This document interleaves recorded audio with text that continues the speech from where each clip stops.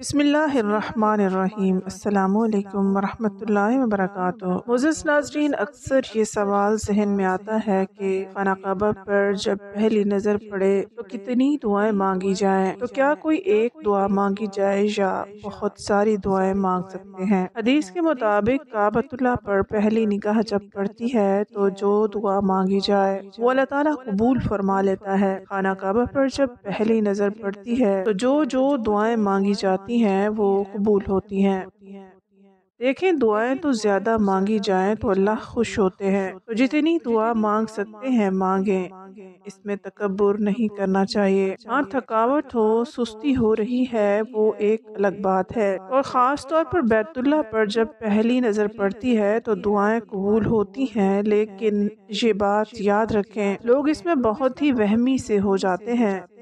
سر نیچے کر کے جا رہے ہوتے ہیں، جب پہلی دفعہ عمرہ کرنے جا رہے ہوتے ہیں تو وہ سر نیچے کر کے پہلی دفعہ یا دوسری دفعہ یا تیسری دفعہ جب بھی سر نیچے کر کے جا رہے ہوتے ہیں، تاکہ جب قریب پہنچ کر ہماری خانہ کعبہ پر نظر پڑے گی تو اس وقت ہم دعا مانگیں گے، اور اس سے پہلے وہ نظر ہی نہیں پڑنے دیتے بیت اللہ پر کہ وہ آپشن ضائع نہ ہو جائے، کیونکہ ابھی دور سے نظر پڑ گئی تو یہاں تو دعا مانگنی نہیں ہے، پھر آگے گئے تو وہ پہلی نظر نہیں رہے گی، تو اس تکلف کی بالکل ضرورت نہیں ہے۔ جب آپ حرم میں داخل ہوئے ہیں اور بیت اللہ پر نظر پڑ گئی تو کوئی حرج نہیں ہے، آپ قریب چلے جائیں بیت اللہ کے، تو وہ دوسری، تیسری، چوتھی نظر بھی پہلی نظر ہی کہلائے گی۔